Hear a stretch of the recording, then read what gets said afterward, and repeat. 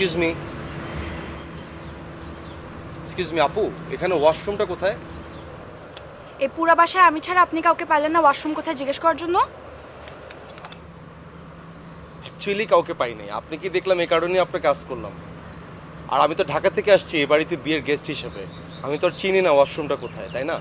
তা আপনাকে দেখে মনে হলো এখানে ওয়াশরুমটা কোথায় আপনি খুব ভালো করেই বলতে পারবেন, এই কারণেই আপনার কাজ করলাম।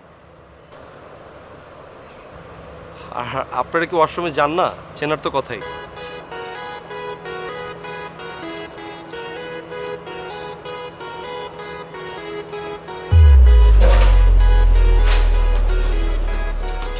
এটা হচ্ছে ওয়াশরুম, দেখে নেন যাতে বারবার কাউকে জিজ্ঞেস না করতে হয়। ও থ্যাংক ইউ আপু। আপনি কি মাইন্ড করছেন আপনাকে ওয়াশরুম কোথায় জিজ্ঞেস করার জন্য? জি না ভাইয়া, আমি একদম মাইন্ড করিনি। না, মাইন্ড করাটা আসলে উচিত না, বিকজ আমি তো এই হাউসে নতুন, আমি তো কখনো এটা ইউজ করি না, আমি জানি না, এই জন্য আমি আপনাকে কাজ করছি। না ভাইয়া, আমি একদম মাইন্ড করিনি। না, আপনি মাইন্ড করেন না সেটা আমি বুঝতে পারছি, কিন্তু আপনি যদি মাইন্ড করতেন না আমি আসলে মাইন্ড করতাম আপনার উপর, যে কেন আপনি মাইন্ডটা করেন। না ভাইয়া, মাইন্ড করিনি। থ্যাংক ইউ সো মাচ আপু। Thank you. এক্সকিউজ মি আপু, জি ভাইয়া বলেন। ওয়াশরুমের লকটা কি ঠিক আছে? যে এ বাসার প্রত্যেকটা ওয়াশরুমের লক ঠিক আছে।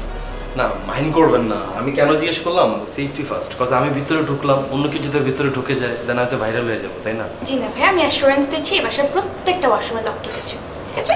Thank you. আপু এক্সকিউজ মি, জি ভাইয়া। ওয়াশরুমে কি পর্যাপ্ত পানি আছে? জি ভাইয়া, এই বাসার প্রত্যেকটা ওয়াশরুম পর্যন্ত পানি আছে। ঠিক আছে? Thank you. আপু জি ভাইয়া। লাস্ট ওয়ান, সোপ, সাবান আছে? জি ভাইয়া, সাবানও আছে। থ্যাংক ইউ আপু। আপনি ওয়াশরুমে যাবেন না? না, কথা বলতে বলতে চলে গেছে, পরে আসবো না, হ্যাঁ?